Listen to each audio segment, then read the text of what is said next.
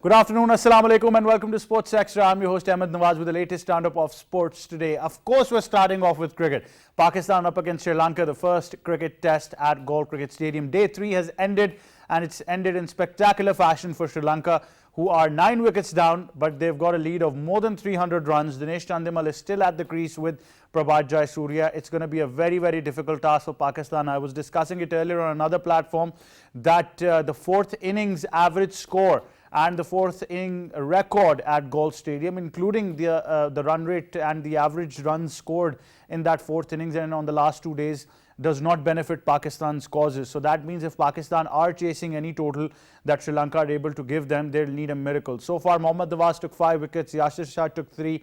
It's been a stellar performance, but I think on the run side, Sri Lanka is really acing this test match. And I said you should be worried if it goes towards 250. But now, because it's heading towards 350, you should be biting your fingers off. It's getting very, very nervous for Pakistan.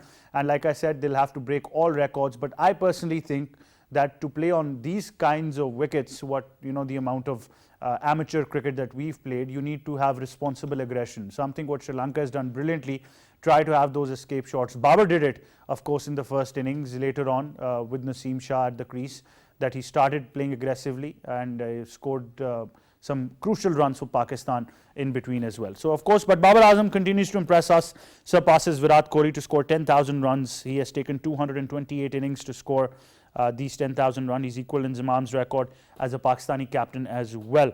So, of course, kudos to Babar Azam, one of the best finds for Pakistan, growing as a captain and as a player, maturing as well. We'll be discussing that. Then elsewhere, international cricket happening. India managing to beat England in the third ODI to win the series, a maiden ODI 100 for Rishabh Pant and Pandya, player of the match and player of the series as well. We will be discussing this because India has been in spectacular fashion. England have looked a bit lackluster with Owen Morgan saying goodbye to international cricket and Joss Butler taking over the helm of affairs.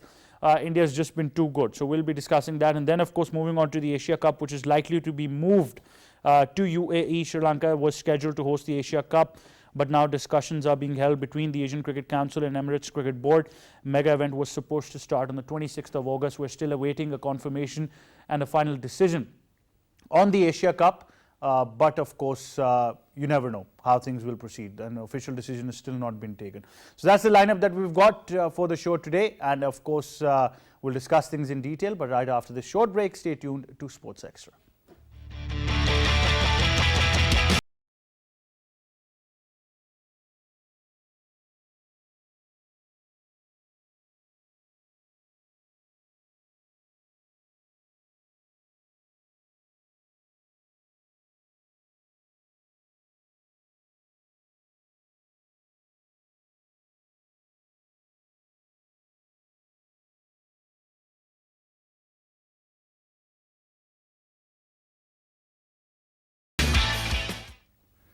Welcome back. Time now to introduce our guests on the show. We've been joined first of all by cricket commentator and cricket expert K. Asif Ahmed. Assalamu alaikum, Asif. How are you? Walaikum assalam. I'm good, Ahmed. Great to have you on the show. We've also been joined by cricket expert Rizwan Haider. Assalamu alaikum, Rizwan. How are you? Assalamu alaikum, Ahmed. Great to have you on the show as well. Right, gentlemen, of course, it is the test match first of all. Asif, what's the current situation now? How confident are you that we're going to chase this target down? Ahmed, first of all, I've talked to you earlier that if we'll be playing in fourth innings, situation will be really difficult for Pakistan. And you know that whenever you're chasing above 300 in test match, especially on a spinning track, of course, it won't be easy. See, if you start from the beginning, a couple of wrong selections. Once again, I'm quite sure that now you are with me that yes, experience does matter. But at once you'll have to decide that either you are going with the young and confident player who is in good form like Shan Masood, and if Fawad Alam is not there, an average against spinners with the 94, and you're coming up with the Salman Ali Agha, so things won't be easy for you, of course. And the way the Pakistani batters performed, I'm so disappointed. See, all right, we are not talking about Imamul Haq, or let's do not talk about Abdullah Shafiq, but just concentrate on Azhar Ali, you know, the most senior player of the Pakistan side. And Prabhat Jayasuriya, everyone knows that the way he is bowling, coming up with the straighter armor deliveries. And I never played a domestic cricket even. I just played, you know, club cricket. But I do understand when a bowler like Babar shouldn't go across the line for the slog sweep. And it was a quite straight delivery, and then you've asked for the, and we were sure that, I mean, it's not missing the stump, it's hitting the stump. You asked captain was quite sure even, I mean, it's hitting the stump, and you asked for the review just for the face saving. You lost the review. Before that, you've been dropped early on, and some cricket analysts were talking about that you got a chance and now go for a big 100. But Azhar Ali was the real disappointment for me. Before this series, I was talking on his selection, and Pakistan Cricket Board have given a category in Test cricket on behalf of his performance. So I think now things are very clear that Azhar Ali is no more. He never be, and he no more looks like a match-winning stuff. And rest of the batters, they were in pressure, of course, that Salman Ali Agha is playing first match, all the pressure on him.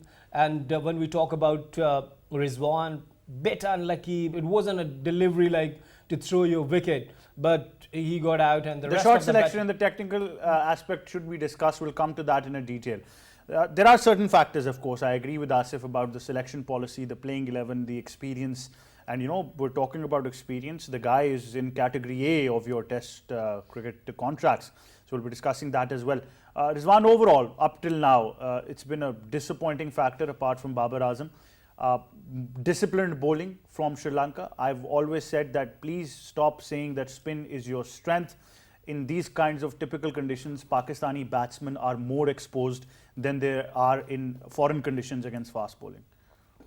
Ahmed, first of all, I agree with Asif. The selection was really, the point where we screwed up because of the fact that, I mean, if you look at the Sri Lankan 11, they've got one seamer and they've got 3 spinners and we've got 3 fast bowlers. I mean, just looking at their squad, they should have realized that Sri Lanka is not going to make fast bowling wickets. And, you could have added in Fawad Alam in place of one of the seamers. You could have played Fahim Ashraf as an all-rounder and taken out 2 of the seamers. So it's really surprising that we don't make plans, we just react. Now the other thing, I mean, overall, yes, disappointing till now, but that's the reason Test match cricket is called Test cricket. It's not one-day international, it's Test cricket over a period of 5 days where you test the bowling skills, the batting abilities, and it's a real pressure where you have to play good cricket over 5 days, and you can't beat teams with 3 players. For the last 1.5 years, it's always about Rizwan, Babar and Shaheen. You have to have players who take responsibility. It's not about, playing in flat tracks in Pakistan and getting hundreds. It's about playing all over the world. It's about playing in Australia, getting runs, getting wickets. It's about South Africa and even Sri Lanka. We've always taken Sri Lanka lightly that, they're in doldrums and they're a building team, but they just recently beat Australia and we lost to Australia in the home series. So we have to go back to the drawing board and identify players who can pull it off over a period of 5 days. You can't depend, you can win an odd match or a couple of matches by relying on 2 or 3 players, but you can't win a series on a regular basis relying on just 3 people. Definitely, that's very important. And then, of course, when you realize ICC Test Championship points up for grabs. Talking more on this, we've been joined by first-class cricketer Kashif Majid. Assalamu alaikum, Kashif. Welcome to Sports Extra. Walaikum salam, Ahmed. Thank you. Right. What would you like to add of the Test match now that we're seeing that the leaders cross 300? Our chances are very slim, but you've played cricket yourself, so I want to ask this technically. On a wicket which is turning like this, going into the 4th innings or even the 3rd innings, technically, what's the correct way to play now? Of course, you can't lean forward. The ball is turning bananas. You do need escape shots at the time. Do we go with responsible aggression? Obviously, you can't bat through. That will require resilience like probably Yunus Khan. But then what's the right technical thing now for Pakistan to do? I think for me, when we talk about these sort of wickets, Ahmed, the primary shot which can be used is a sweep shot. Because the moment you start playing your sweep, the bowler has to, draw its length slightly back towards him.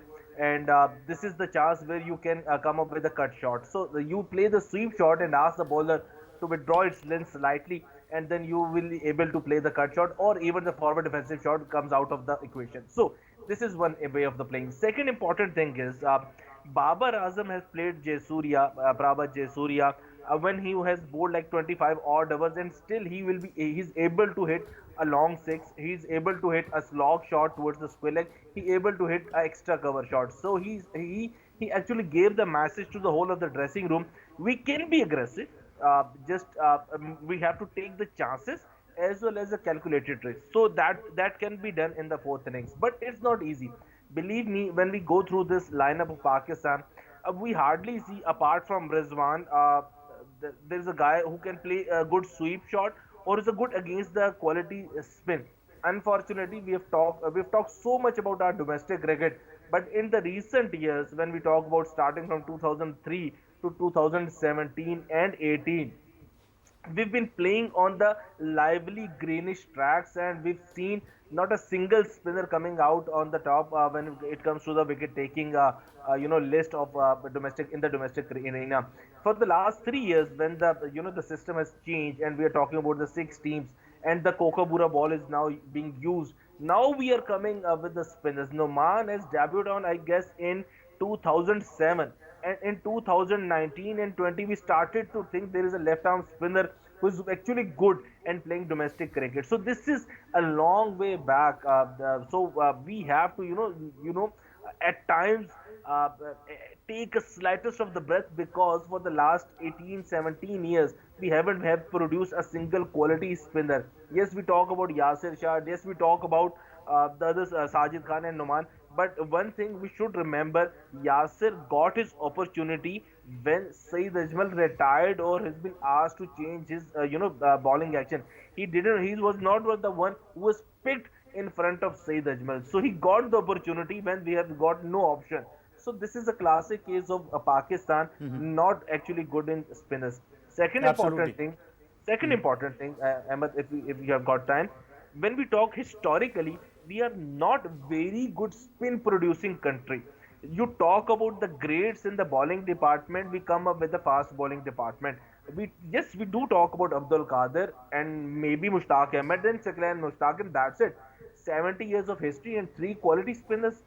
Yes, Iqbal Qasim, yes, Tosif Ahmed. But when you go through the list of the wicket-taking bowlers in the Pakistan, the top 3 are fast bowlers: Wasim Akram, Waqar Yunus, Imran Khan, and then the Danish Canary. And when we talk about the averages, Danish Canary are 32 plus, Yasir Shah 30 plus, Saeed Ajmal 27, 28. When we talk about the legends of the game, we talk about 23, 22, 24 average per wicket. So this is where we have to come up with a solution. We have always been a good fast bowling producing country, and we always take wicket when the ball is reversing or even with the new ball.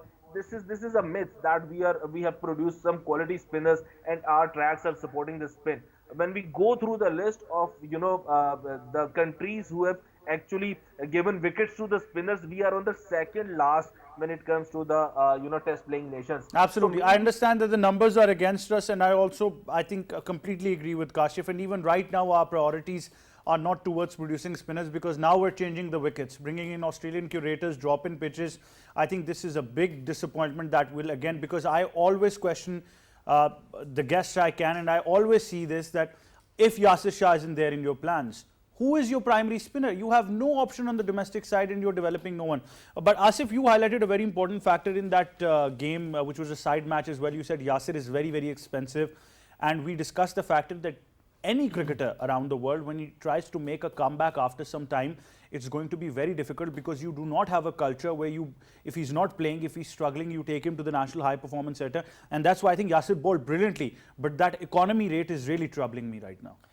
Well, absolutely right. And you know that when you are leaking runs, especially in test match, and you know that your batters are struggling and you're not able to chase, high score, then there's a responsibility. And not only Yasir Shah, you talk about Salman Ali Agha. Why I'm talking about, giving 54 runs, I think above 50 runs, and not taking any wicket. Economy is around 3, But 4. Asim, let's understand the timeline of this. I'm calling it the golden lottery ticket to play for Pakistan and a fast track visa service. You get selected, the chiefs, out of nowhere, you get selected. The chief selector defends your selection, saying that We've given you an all-rounder. You can use him, and these are the two all-rounders that should be used and could be helpful in this series. So clear indication that you can put him into the playing 11 if you understand where I'm going from. Let me reach there. Immediately, captain brings him into the playing 11. Right now, he's played for Pakistan. I have no beef against him. I'm going to be very, very honest, and then I'll come to Rizwan with the same strategy and question as well. Everything done. I wanted Salman Ali Agha to play, but not at the expense of Fawad Alam. You did not need 3 fast bowlers. You made a terrible mistake over here as a captain and as a manager and as a coach. That being said, let's go a bit back and try to understand why he was selected, because certain cricket analysts around the country have said, oh, he has a very stellar domestic performance. Average of 38, 88 wickets in his first-class career so far. Economy and average, I'm not even going there. A guy who scores 1200 runs in your domestic cricket, the highest number of calendar runs scored in Azam Trophy, is ignored, is not played in the prime of his form. A person, apart from Kamran Ghulam, you understood who I was telling you about, goes all around the world, scores mammothly in county championships, wins countless awards, cannot be included into the playing 11 because you cannot drop anyone. They're permanent members. You could have dropped Abdullah Shafiq and played in Shan Masood because he just played 3 test matches. You didn't. So I think we have to ask you this question. As a nation, is our selection policy based on merit and numbers? Well, and it's a very long question, and of course it's not a question, it's a detailed and briefed answer in your question that we are not going on merit, honestly. Because you're telling me that a guy who has performed so well in county cricket, in domestic cricket, in T20, in PSL, and if your criteria is merit, then why this guy is not in the side? And we're talking about Shan Masood, of course. And of course, when the captain is coming up, that I'll take the entire decisions and I'm the responsible, either we're winning or losing. See, if you want to become a Joy Root, that you're a good performer, but your team is not winning, then fine, fair enough. But if you want to become a Ben Stokes, that you want to become a Ben Stokes, that you're performing well and your team is winning, that's the other question. Or Ahmed Shahzad. So lots of things which need to be addressed. Honestly, as Kashif said that, what happened with the spin department? He rightly said that from last 70 years, if you talk about that, we got a legacy in fast bowling, but yes, in spin bowling we're struggling. Though we got big names like legend Abdul Qadir, Saklan Mushtaq, and later on if you talk about more spinners. But of course that I think apart from Saeed Ajmal and Saklan Mushtaq, after that we didn't get a spinner who remain in good ranking in ICC bowling. So if we are not producing good spinners, then once again question is to the head coach Pakistan cricket team Saklan Mushtaq, remain a very good off spinner, but you know, everyone knows that, Kashif knows that, what's happening in domestic cricket right now. We are not, as you said that we are bringing, you know, drop-in pitches and curators are coming from Australia, and you know, we are going for the fast tracks. Fine, fair enough, that's fine. But what's happening with the spin department? Where are the spinners who could spin? And you know, Lahore Qalandars brought a spinner who could bowl with both of the arms, with the right arm, with the left arm. See, and we are just depending just on give me a quality spinner. I don't need both arms. Just give me a quality spinner. Rizwan, let me just move on to Rizwan. Last thing, that where is Bilal Asif? Thank you. He's singing songs. I told you this before as well. Well, Rizwan, the dilemma of selection is always going to be there. But just going into this, let me just put it this way. Look at the Sri Lankan bowlers. It's the same wicket. It's just the discipline with which they're bowling. And then look at our spinners. I would have put my money on Numan Ali to play this test match. I absolutely agree. And I agree, I mean, the selection is not on merit because the fact is Shan Masood got so many runs in the PSL, in domestic cricket, in county cricket, and I mean, you also look at his leadership ability. They made him the captain of the T20 team. Yes. You know, that's not a joke. You know, with all the players in there, and they realize that, you know, this Pakistani, the overseas player, he is good enough to lead the side because he has that quality. Coming to the fact that, you know, from 11 players, they got one fast bowler, we've got 3. You know, you could have taken 2 out, had Fahim Ashraf and Fawad Alam. And Fawad Alam can bowl a bit as well. I mean, if you if you really need that. Similarly, And he has actually joined Pakistan team as a spinner. As a spinner. A spin bowling And all-rounder. the other thing is, when it comes to Azhar Ali and Shan Masood not playing, we discussed that before as well. We have to be ruthless in our selection, like the Australians. When they decided, Steve Waugh had enough and no more required, they told him the series before, this is your final series, and thank you very much for your services. Similarly, Mark Waugh, Alan Border, whoever, when they decided that that's enough, they would let him go. They would not be delaying the decision and letting the player make the decision. You can't do that. Respectable exit. It's exactly. Yeah. You can't do that. You tell them, this is your last series, have a good one, and best of luck to the new ones. But trust me, Asif did try telling Azhar Ali from this platform that this is your last series. I think he did not listen to it. But that being said, out of everything that has been happening, we've got some positives to discuss as well, and we'll definitely be moving on to Babar Azam and his stellar performance. Once again in the record books, saving Pakistan. Let's take a look at this report and then come back.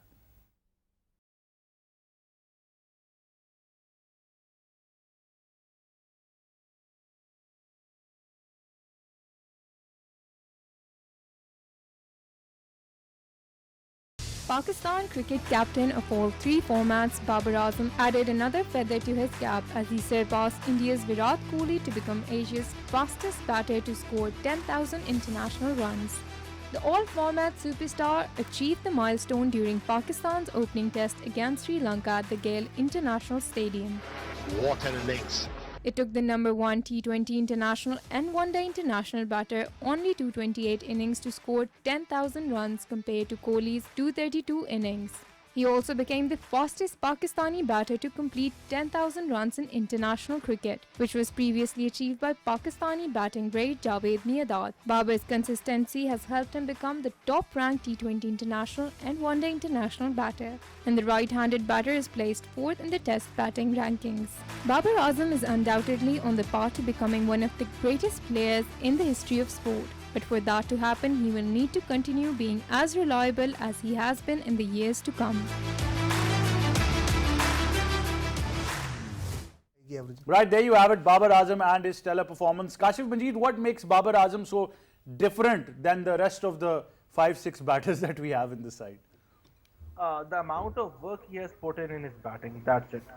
He has got that ability to stay on the wicket, and the amount of work.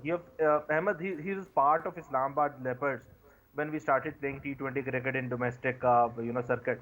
He was part of Islamabad. He opened innings normally for Islamabad.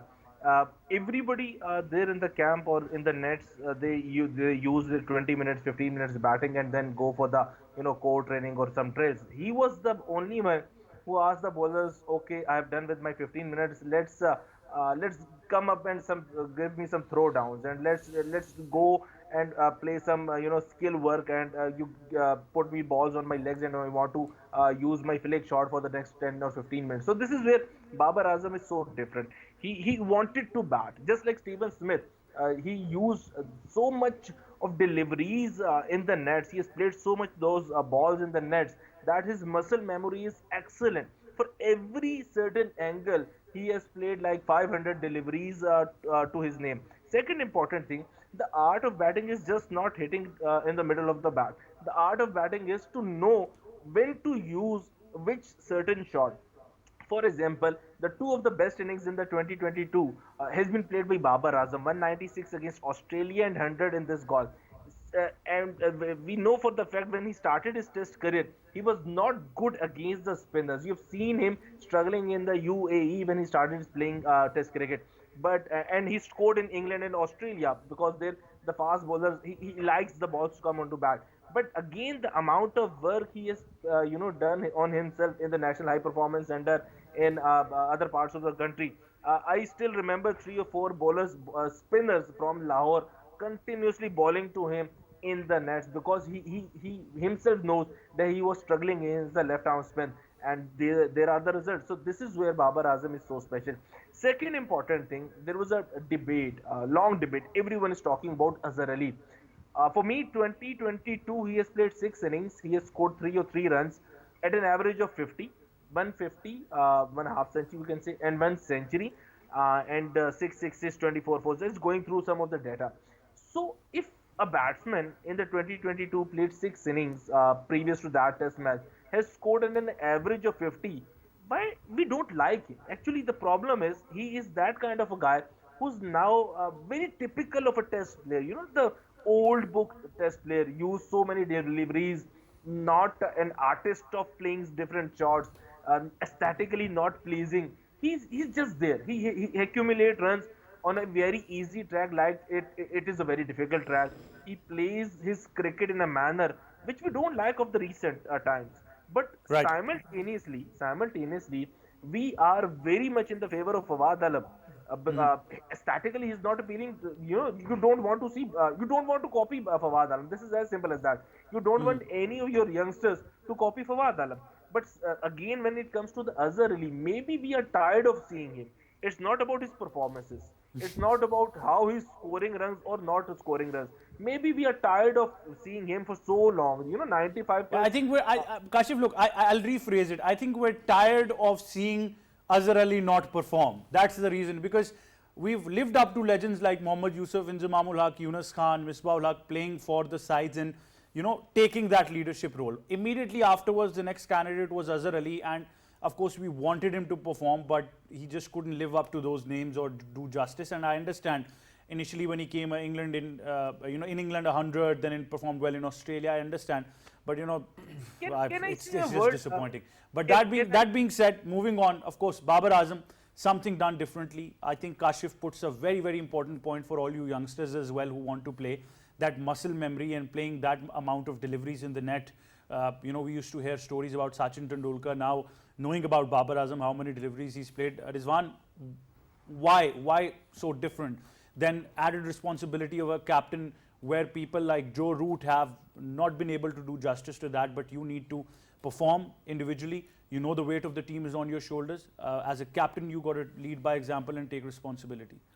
Well, Test cricket is all about responsibility and taking responsibility and your mental toughness. I think Babar Azam has shown over a period of time that he's very tough mentally. It doesn't matter which format he's playing, Test match, one day or T20. He takes responsibility, and it's also how humble he is. His focus is on cricket. Is not on coming into TV advertisements and opening these cinemas and all that. No, it's a fact. As long as you focus on cricket, and work hard, and which he's doing in the nets, it shows. And it showed with Viv Richards, it showed with Tendulkar, it showed with all greats. It's not about talent. We've got plenty of people who've got talent. Shahid Afridi had a lot of talent, but until and unless you go and apply yourself in the nets, practice different shots, and some of the shots that people develop, like AB de Villiers, he's developed so many other aspects of the game for the youngsters to learn. But for Babar Azam, it's just simple. I mean, he's mentally there in the game, and that's the reason. Asif, whenever Babar is batting, I feel that his bat is made differently. That's how easy it gets for him. This is what we heard earlier about Sanat Jayasuriya, that and now Babar Azam is a class, and that's why it's a permanent. He's scoring anywhere. He's performing all the way from in all the conditions, especially you talk about Australia, New Zealand, you talk about India, you talk about UAE, the Asian conditions, we talk about that.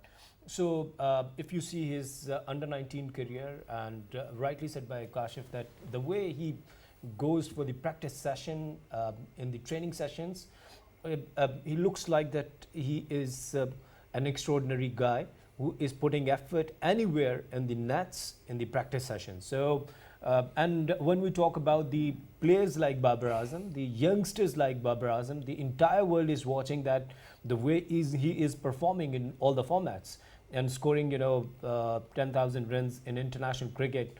It's been so remarkable, and that is why Babar Azam is leading now side. The important thing, the one thing is still I want to watch the way he finished the yesterday's game. I mean, he played till the last, and the tailenders were supporting him. It's amazing. I want to watch. I want to see him like that. That you're taking the responsibility on your shoulders. One end. On one end. I mean, you understand that the team is in trouble, and team requires your efforts. But credit to Naseem Shah.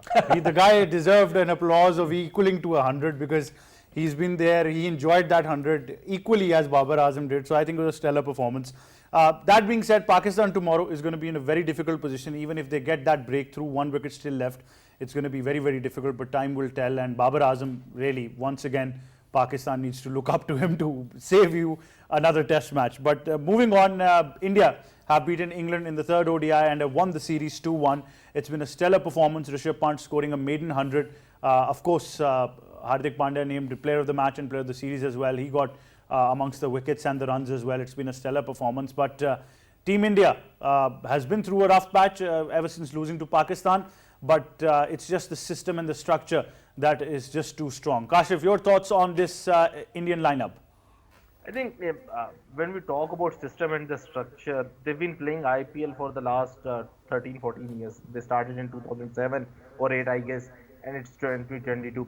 They've been playing white ball cricket against these bowlers for the last 10 to 15 years. You just think for psychological aspect of the game. You've been playing IPL in your hometown where the pitches are so soothing for the batsman. You can close your eyes and hit through the ball, hit through the line of the ball, and you get a 6. And again, this bowler, that bowler you played against in Kolkata or somewhere in Delhi, you're again facing that bowler in Edgbaston. The psychological aspect says that you have already have scored immensely against this bowler. So let's go on and talk the business here. Second important thing, the amount of confidence they have got in their youngsters. Rishabh Pant, I think first scoring shot he has played in the test cricket is a 6. Coming down the wicket, hitting straight over the bowler's head for the 6. Hardik Pandya, for that matter, is their show boy where he was he can be seen in television, in the ads, in the commercial, and everything. They created a brand out of an let me say it, an average all-rounder. Just imagine, for that matter, Ravindra Jadeja first sold in the IPL is $20 million or $2 million. I'm not sure, but that was that amount. My point is, if you want to play cricket, let those guys experience their nature in the playing arena. They can they can go and have their say in their own manner. When we talk about Hardik Pandya, when we talk about Rishabh Pant, any copybook shot you can admire of Rishabh Pant, hitting sixes one-handedly, that can not be an admiration. Sweeping, reverse sweeping, and all those slog sweeps over the mid-wicket fence. These are just they are expressing themselves, and they are coming with the good results. Second important thing, Virat Kohli not performing. They've rested him. Okay, everybody's talking about Virat Kohli, but I guess Virat for them is like Tendolkar of 2015, 2014 maybe. Okay, Tendolkar, you've done your part. Now it's up to the youngsters. At that moment, Rohit Sharma, Virat Kohli, Ajinkya Rahane, Chiteshwar Pujara, all doing their, all scoring runs heavily than the Tendolkar. So they just thought, let's give chance to the youngsters. This is right now happening in India. Their experienced players, Ajinkya Rahane, Chiteshwar Pujara, are no more part of their future plans. The future plans lies with Surya Kumar Yadav, Rishabh Pant, Hardik Pandya, Vijay Kumar, and all those guys. So maybe there's a transition phase where the youngsters are performing very well. Absolutely. Kashif Majid, thank you very much for joining us on Sports Extra. Gentlemen, before we go, of course, very quick thoughts on India beating England. Rizwan. India's got a core of players, they've got the bench strength and they're playing as a team. And they've been doing that for a long period of time. It's just not. I don't agree that IPL is the key factor. I think the first class structure in India is the key factor. Ranji Trophy. They've got consistency. They've had the same format for the last so many years. IPL has helped develop some of the youngsters, but they've come through the platform basically from the Ranji Trophy, and they've got a system where school cricket is still there, because if you remember, Kamli and Sachin became famous because of their partnership in school cricket. We don't have that. We don't have a structure. We haven't had a first class system which has been consistently there for 5 years or so. Keep on going every year, every third year we change the system. Until and unless we do that, we'll always be a second-rate team at least in Test match cricket. Definitely. Rizwan, thank you very much for joining us. Kiasif, thank you very much to you as well. Indeed, I'm going to take this moment to give your thoughts as well that, of course, India has got a stellar performance. It's the system, it's the belief in the players and consistency that is given. Indians are developed as players very confidently from the start. But gentlemen, thank you very much for being on the show. Before we go, we've got to tell you that something very special has been happening for Pakistan. Pakistan has won big in international bodybuilding competitions, and this time in Asia, in Asian Bodybuilding Championship, Pakistan contingent won the gold medal, the silver medal and the bronze medal in 3 different categories. In the 80 kilogram category, Pakistan won a gold medal. It was a stellar performance there as well. And then of course in the 70 kilogram, we've got a silver, and in the physique category of physical fitness, we got a bronze medal as well. The mega event of course will conclude on the 21st.